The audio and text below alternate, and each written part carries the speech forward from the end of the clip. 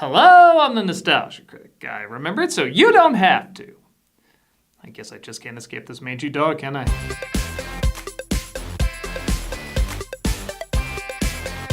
I would describe myself as a Scooby-Doo fan in passing. I'm not an expert on it, but I grew up with the show, and I guess to some extent I'm always going to be a touch curious what they're doing with the formula and characters. I think that's who the makers of the 2020 movie Scoob were aiming for. The film got mixed responses from a lot of fans and critics, and it's not hard to see why.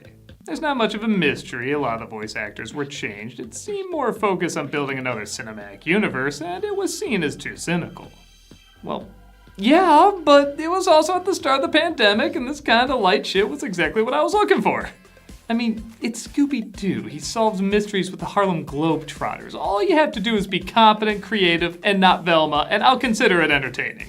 But at the same time, Scooby-Doo has been around for several decades, and when it doesn't work, there is something bizarrely insulting about it. It's such a simple concept, and when it misses those bare minimum bullet points and replaces them with what feels like plugs to sell something, I can see how someone would be put off by it. So I'm gonna give this movie another shot and see if people are just reading too much into it, or if I missed the mark. Let's see how far Warner has come from a cinematic universe being set up from something James Gunn did. This is Scoob. The film opens in California, where a young Scoob, still voiced by Frank Welker, is stealing his lunch while a young Shaggy, played by Ian Armitage, dreams of making friends, so he literally makes friends. Nice to meet you, Shelley and Sandy. How was your day? Oh, you want me to start? How polite. Okay, he's fitting way too well into this lineup. I like eating lunch by myself and playing ping pong by myself. I lose a lot of balls. I know the feeling. Scoob and Shaggy seem to bond over their love of strange food, and then nobody likes to hang around them, to a point where Shaggy vouches for him and says he's his owner. What's his name? Snacks. What? I mean, Scooby. I might be the only human being in the world that thinks Snacks might have been a better name. So far, the movie is pretty cute. I like the connection between these two, and even showing he was named after the treats rather than the treats named after him is kind of clever. Who's that? This is Blue Falcon. You can kind of see where the problems are going to start, though, when Shaggy says he looks up to a superhero named Blue Falcon and Dynamite. Clearly trying to establish a Hanna-Barbera universe when Laugh Olympics is right there. I promise I'll never take it off. I love Halloween. After their Halloween candy is stolen by some very odd bullies. This stuff will rot your teeth. Don't you know Halloween is just a marketing ploy by big corn syrup? Your blood sugar will thank us! How horrifically health conscious! The treats are thrown into a haunted house. 3 other kids, of course, named Fred, Daphne, and Velma, offer to help them out. Come on, let's go get your candy back. They naturally encounter a ghost, only to discover it was a guy in disguise. Maybe we should do this again. I like it. I'm in. We're in. I mean, our parents clearly care nothing for our safety, so why not? They recreate a lot of classic Scooby-Doo imagery.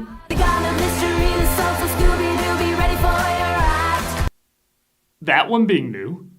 As they grow older and seem to make a good living solving crimes involving people dressing as spooks. Their voices change too, despite a lot of backlash. With Will Forte as Shaggy, Zac Efron as Fred, Amanda Seyfried as Daphne, and Gina Rodriguez as Velma. It's time to turn Mystery Inc. into a real business. Wear a tie and pay taxes? Wait, have you not been paying your taxes? I handle our accounting. We're supposed to be meddling kids. Are we even old enough to pay taxes? So the replacement voices sound fine. A part of me gets wanting some better known names for a movie, but my question is Will Forte really bigger than Matthew Lillard? I have no extreme thoughts on either of these actors. They're both fine, but I just don't get replacing someone who is a name and has voiced the character for years with someone who carries roughly the same size audience and hasn't voiced him for years. It's an odd choice. Speaking of questionable voice choices. We appreciate your interest in Mystery Inc., Mr. Cowell. Identifying potential is what I do. Today's guest star ironically looks less like a cartoon than the actual guest star does. I can't invest with these two involved. What's more valuable than friendship? Literally anything. Simon says if he's going to invest, he doesn't see the point in having Scooby and Shaggy on board, causing the gang to, tell me if you've heard this in Scooby-Doo, split up. What does he know? Scooby and Shaggy are attacked by bowling pin scorpions. Yeah, I'm sorry, I'm gonna like a movie where I get to say that. But they're saved by, wouldn't you know it, Blue Falcon. I'm Dee Dee Skies. This guy named Dick Dastardly. He's a psychotic supervillain. He's trying to you. Okay, even for a series where we're supposed to buy people dress up like dinosaurs to get pirate treasure, this is moving a little fast.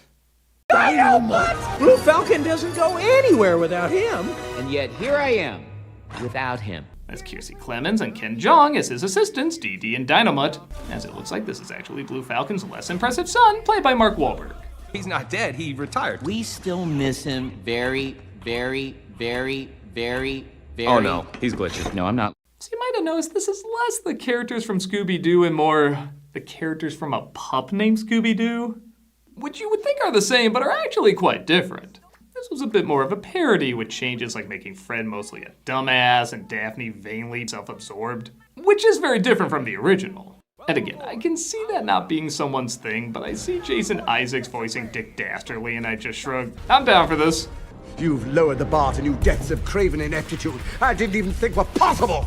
Also, I'm sorry, some of these lines still make me laugh. Adventure's calling, and it's for you. Hello, Adventure. Yes, will you take my name and number off your list? Oh sure, you can tell that to this finger.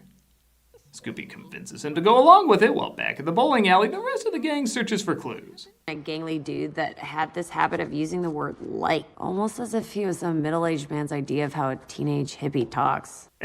Will Forte's in his 50s. They're given one of the robots and they look it over. Trace amounts of mustache oil, 12-year-old scotch. Ugh, is the bad guy my dad? First time I've been concerned about Daphne's home life. The clues lead back to Dastardly, and apparently he wants Scoop for his connection to a historical figure. Whoa, Scooby-Doo is the last descendant of Peritas? Who's Peritas? He was Alexander the Great's dog. Ah, that would explain why he's clever enough to talk, but still sounds like the product of a lot of inbreeding. You put jalapeno peppers on your ice cream? Heat and sweet. And alright, I can't pretend every joke in this is great. Brian, last time you listened to someone on the internet, you thought Tinder was an app that delivers firewood. Well, I punched up a script I never even read. Where's my paycheck? Dim-witted do-gooders! Dastardly corners Team Falcon and their army of Easter eggs and manages to get Scooby alone in a hall of mirrors. Not gonna lie, I always perk up when I hear hall of mirrors in anything because visually it's almost always gonna look awesome. You, my friend, are special. Honestly, this scene is so cool, I overlook the literal dick jokes being made. Call me Dick.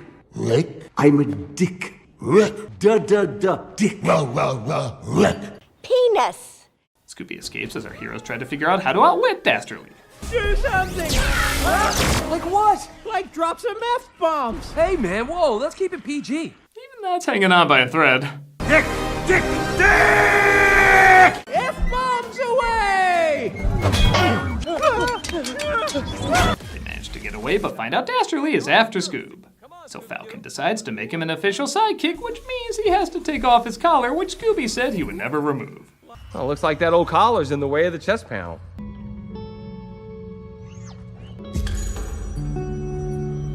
Yes, again, when people think loyalty and Scooby-Doo, they'll immediately think of this movie. He gets costumed up as it looks like the Mystery Machine is getting pulled over. Good evening, officer.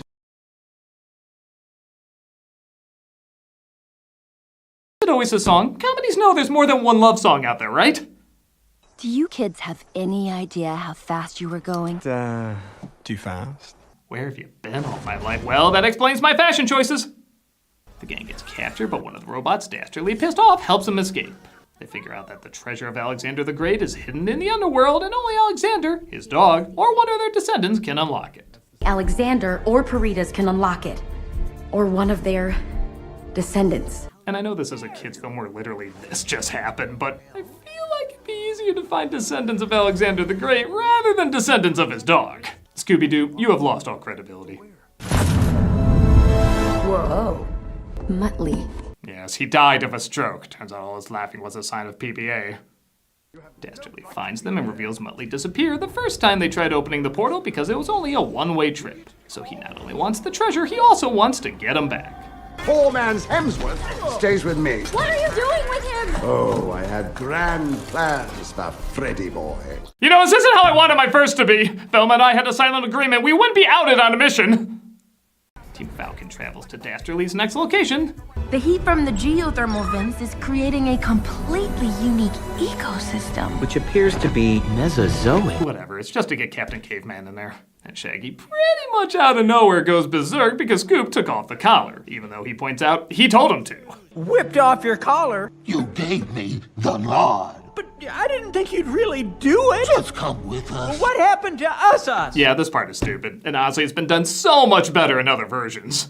This clip is almost 15 years old, and I still laugh my ass off at it. Stop it, Shaggy. I'm not stupid. Are you cheating on me? That's crazy talk. Raggy. I know Frank Welker already has an Emmy, but he should get another one just for that delivery.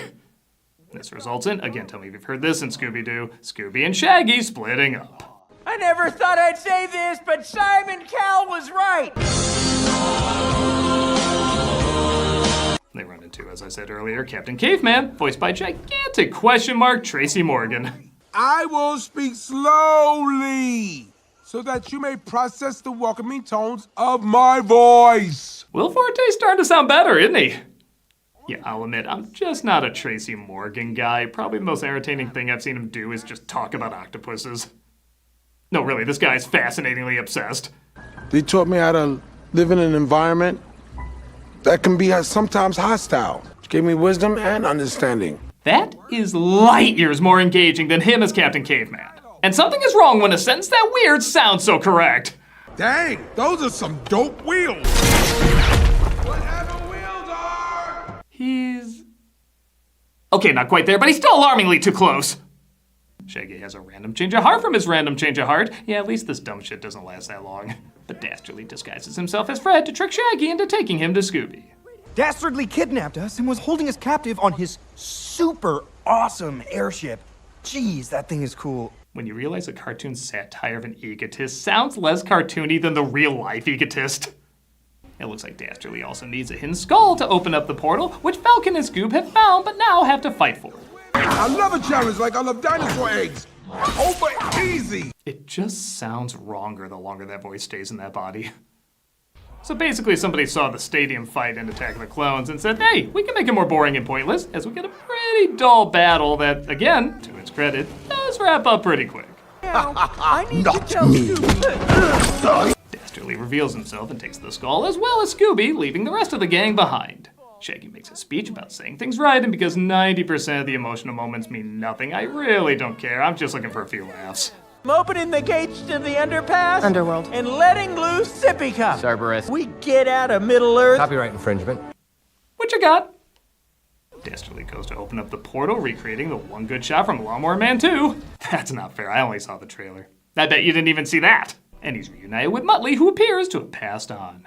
I'm so sorry. There are so many things. You're alive? You cantankerous canine! How could you do that to me?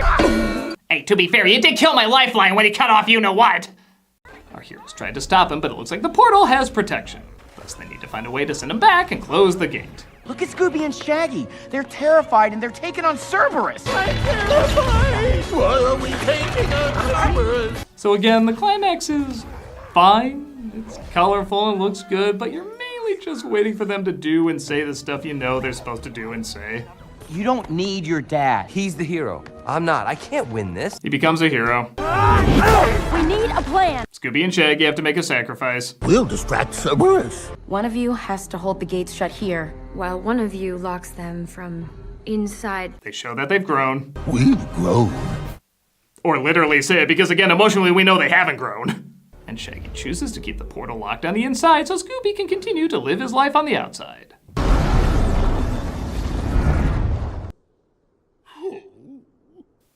This is the film that kills off Shaggy. It's The Last of Us 2 of Scooby-Doo stories. Actually, shit, that would have made that season better. Throw loopholes so quickly explained, I still don't quite follow it. Our bond will never break or bend. So, my friend, it's time to return to your home. Shaggy returns home. They even managed to capture Dastardly. Or did they? Simon Cowell? I also played Rum Tum Tugger. This makes no sense. Still can't decide which twist I like better. I mean, I can see Simon owning Muttley. They decide Scooby and Shaggy are the heart of the team, and they use that to get the money to go more professional. And because this film thinks it's the late 2000s or early 2010s, dance party! But seeing how this is based on a cartoon from the 70s, there could be a few throwbacks. What do you say, buddy? Let's Scooby-Dooby do it! All right, that's 2 punched up lines without having to read the script. Where's my next paycheck? And that was Scoob. Seeing how the word I probably used the most in this review is fine, I think it's, you guessed it, fine. Like I said, I remember seeing this at the beginning of the pandemic, and I was probably looking for something lighter and more colorful to take my mind off things. So it's possible I just connected to good memories of escapism. But this is Nostalgia Critic, and it's about seeing past nostalgia. So I totally acknowledge it's very easy to see this as maybe too light, even for Scooby-Doo. You can see the obvious one-liners that were added later and the commercialism of trying to sell its own universe that never did get off the ground. There's not much of an emotional core, and while I don't remember any awful jokes, they basically range from decent enough to kind of forgettable. But again, I'm a Scooby-Doo fan in passing. I've seen far worse from this franchise, so maybe that is why I'm more lenient towards it. Whatever your thoughts, there's still some good animation, colorful visuals, and a cast of characters and a scenario that is still going several decades later. So whether you see this as one of the stronger interpretations or the weaker ones, it's still pretty cool knowing that all this time later, something this simple can still feed an audience's appetite. I'm a Nostalgia Critic. I remember it so you don't have to.